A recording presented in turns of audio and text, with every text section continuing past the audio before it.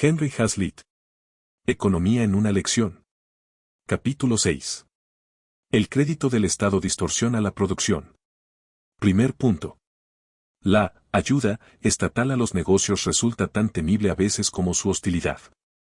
En especial, cuando, como a menudo ocurre, el supuesto estímulo adopta la forma de concesión directa de anticipos estatales reintegrables o bien el aval de préstamos privados. La cuestión relacionada con el crédito estatal adquiere mayor complejidad si se presta la debida atención al hecho de que ineludiblemente implica el riesgo de provocar inflación. La propuesta de esta naturaleza que con mayor frecuencia se presenta al Congreso se refiere a la concesión de más amplios créditos a los agricultores. A juicio de la mayoría de los miembros del Congreso, los agricultores no disponen nunca de suficiente crédito. El proporcionado por las compañías financieras privadas, sociedades de seguros o bancos rurales nunca les parece adecuado. El Congreso descubre siempre sectores no amparados por las instituciones crediticias existentes, a pesar de las muchas que él mismo ha creado. Los agricultores pueden disfrutar de suficiente crédito a largo o corto plazo, pero al parecer escasea el crédito intermedio. El tipo de intereses es excesivo o bien se formula la queja de que los préstamos privados solo se conceden a agricultores ricos y sólidamente establecidos. Así, el legislador se dedica a amontonar sin tasa nuevas instituciones y variedades nuevas de préstamos agrícolas. La confianza en todas estas medidas, como se verá, deriva de un doble espejismo. En primer lugar, el asunto se examina únicamente desde el punto de vista de los agricultores que solicitan crédito. Y aún así y todo, tan solo se pondera adecuadamente la primera mitad de la transacción. Ahora bien, cualquier empréstito, a juicio de todo beneficiario honesto, ha de ser, en definitiva, reintegrado. Todo crédito representa una deuda. Las propuestas encaminadas a prodigar los créditos implican, por consiguiente, un volumen mayor de deudas. Si al aludir a los primeros se empleara habitualmente el segundo apelativo, la petición aparecería menos tentadora.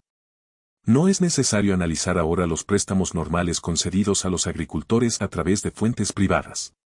Consisten en hipotecas, aplazamientos en el pago del precio de adquisición de automóviles, frigoríficos, radios, tractores y otra maquinaria agrícola y en créditos bancarios otorgados al agricultor en tanto recolecta, vende sus productos y percibe su importe. Nos concentraremos aquí al examen de los créditos concedidos a agricultores, bien directamente por alguna organización estatal o mediante su aval. Tales anticipos son fundamentalmente de dos clases. Unos permiten al agricultor mantener su cosecha fuera del mercado.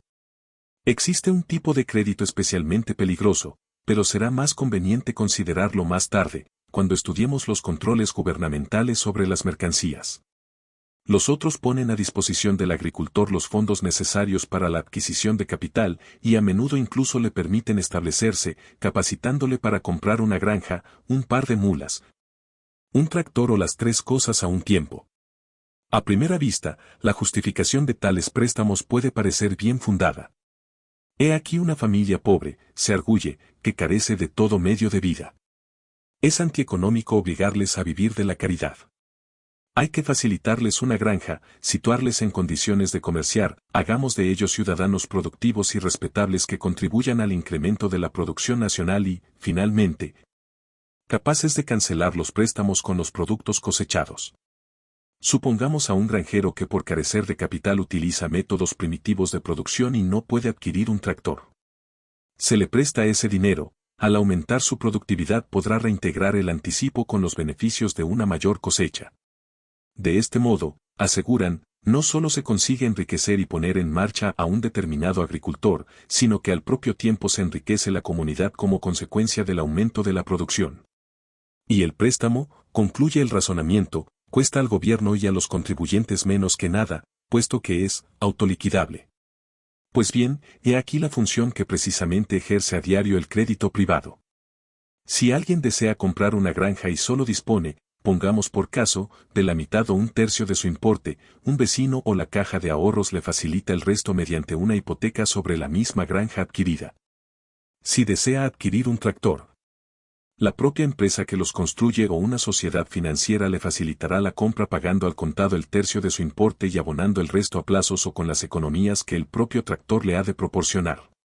Pero existe una importante diferencia entre los préstamos facilitados por los particulares y los que concede el gobierno. El prestamista privado arriesga sus propios fondos, un banquero, ciertamente, arriesga fondos que otros le han confiado, pero si el dinero se pierde, responde con su propio capital o bien desaparece del mundo de los negocios. Cuando la gente arriesga su capital suele ser cuidadosa en investigar la adecuación de los bienes ofrecidos en garantía y la capacidad y honestidad del prestatario. Si el Estado operase con arreglo a estas rigurosas normas, no habría razón que justifique su injerencia.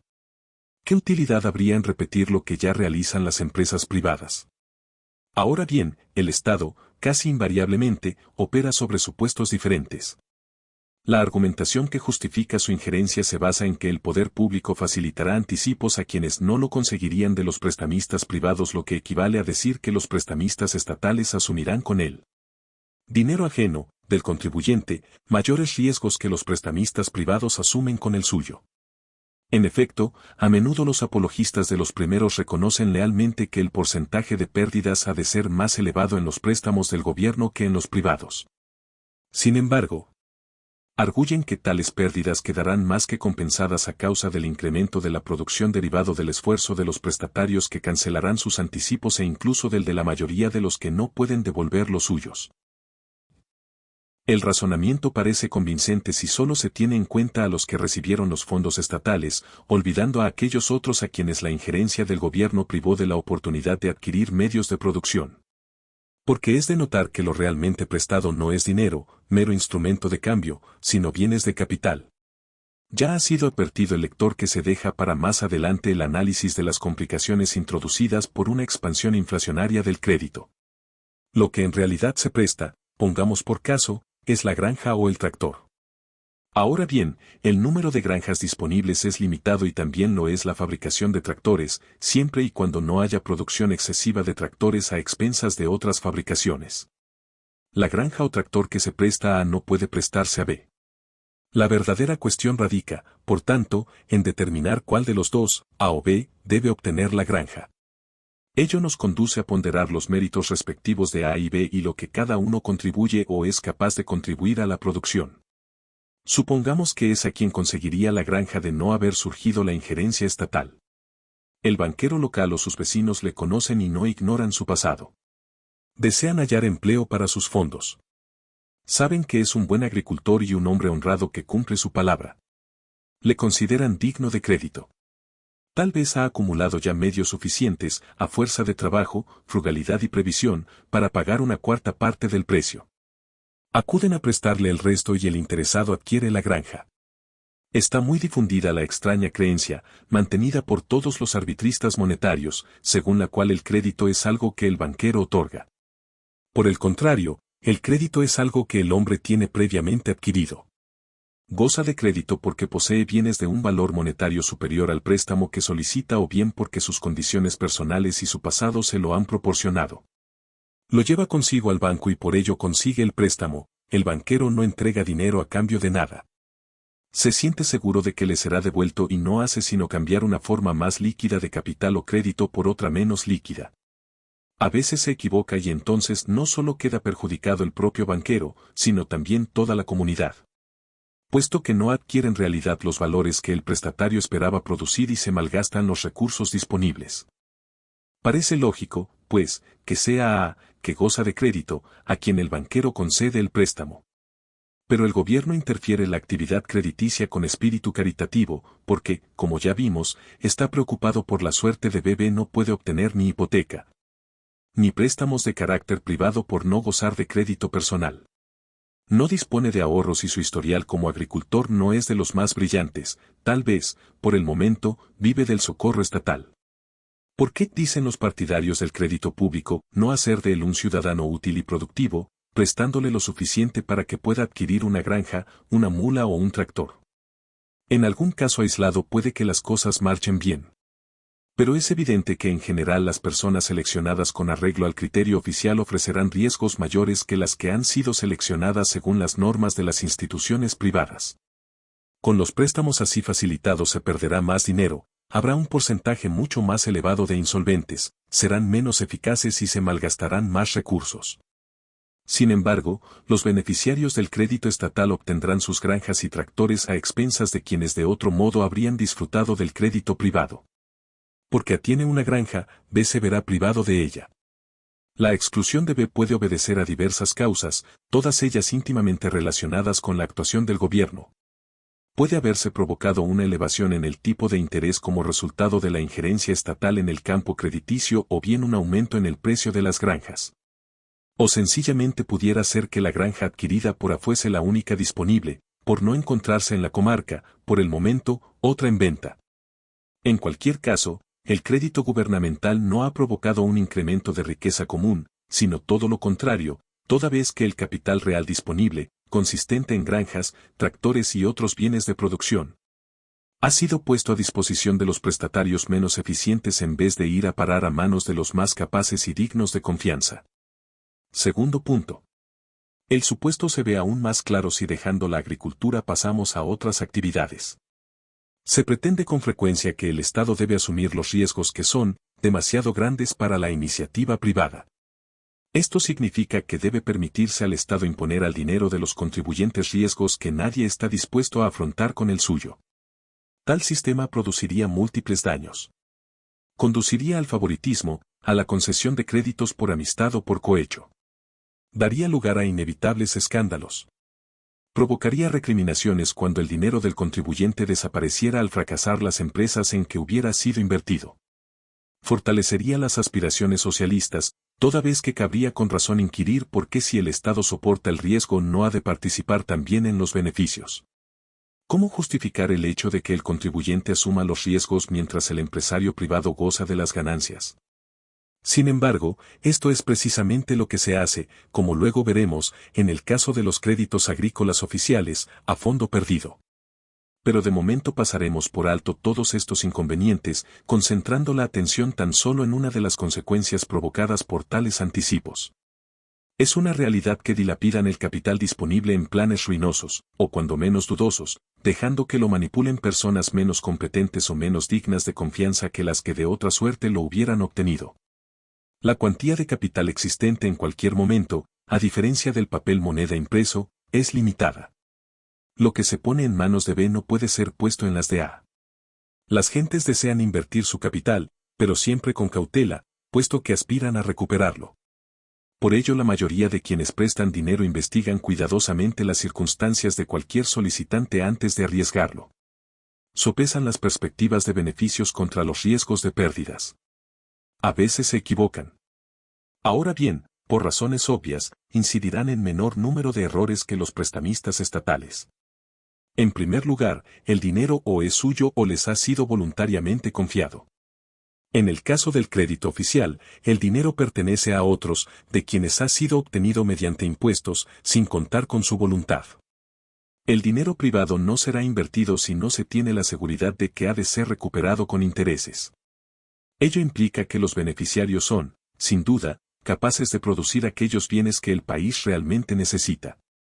Por el contrario, el dinero oficial suele prestarse para alcanzar algún vago objetivo general, como por ejemplo, proporcionar trabajo, cuanto más ineficaz sea la obra, es decir, cuanto mayor sea el volumen de mano de obra requerido en relación con el valor del producto, más altamente apreciada será la inversión.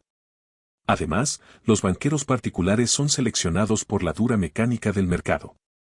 En cuanto cometen grandes errores, pierden sus fondos y carecen en adelante de medios para prestar. Solo cuando han tenido éxito en el pasado dispondrán de más dinero para prestar en el futuro. De este modo los prestamistas privados, excepto la proporción relativamente pequeña que haya heredado su capital, son rigurosamente seleccionados por el proceso de supervivencia de los más aptos y hábiles. Los prestamistas estatales son, en cambio, o personas que fueron aprobadas en las oposiciones a funcionarios civiles y saben resolver en teoría cuestiones hipotéticas, o personas capaces de dar las razones más ingeniosas en justificación de los créditos concedidos y las más plausibles explicaciones para evidenciar que no tienen culpa cuando se pierden. Pero el resultado final sigue siendo el mismo: los préstamos privados permiten utilizar los recursos y el capital existentes mucho mejor que los créditos estatales.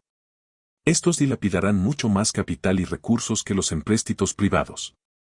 En una palabra, los anticipos estatales, en comparación con los privados, reducirán la producción en vez de aumentarla. En resumen, la concesión de empréstitos estatales a individuos o proyectos privados se preocupa de B y olvida a B a las personas en cuyas manos se pone el capital, pero ignora a aquellas que de otro modo lo hubieran conseguido. Contempla el proyecto para el cual fueron concedidos los fondos, olvida los proyectos a los cuales, por ello, tal dinero se niega. Ve el beneficio inmediato para un sector mientras se desentiende de la pérdida experimentada por otros grupos y del quebranto irrogado, en definitiva, al conjunto de la comunidad. Todo ello constituye nueva ilustración del sofisma consistente en ver solo intereses especiales a corto plazo, olvidando el interés general de la colectividad a largo plazo. Tercer punto. Al iniciar este capítulo hicimos notar que la ayuda estatal a los negocios es a veces tan temible como la hostilidad del gobierno. Esto es aplicable tanto a las subvenciones como a los empréstitos concedidos por el Estado. El Estado jamás presta o da algo a los ciudadanos que previamente no haya obtenido de ellos mismos.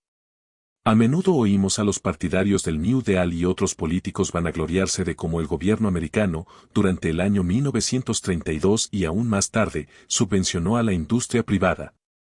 A través de la Reconstruction Finance Corporation, la Homeowners Loan Corporation y otros organismos estatales. Ahora bien, el Estado no puede prestar a las empresas privadas una ayuda financiera que no detraiga, antes o después, de las mismas. Todos los fondos del Estado proceden de las exacciones fiscales. Y el crédito mismo del Estado, tantas veces proclamado, se basa en el supuesto de que las obligaciones que asume serán afrontadas en última instancia con el producto de los impuestos. Cuando el gobierno subvenciona o concede anticipos, en realidad grava negocios privados prósperos para auxiliar ruinosos negocios privados. En determinadas circunstancias anormales tales medidas pueden hallar justificación en razonamientos cuya fuerza dialéctica no vamos ahora a examinar. Pero a la larga, tal manera de actuar del gobierno no parece remuneradora desde el punto de vista de la totalidad del país y la experiencia así lo ha demostrado.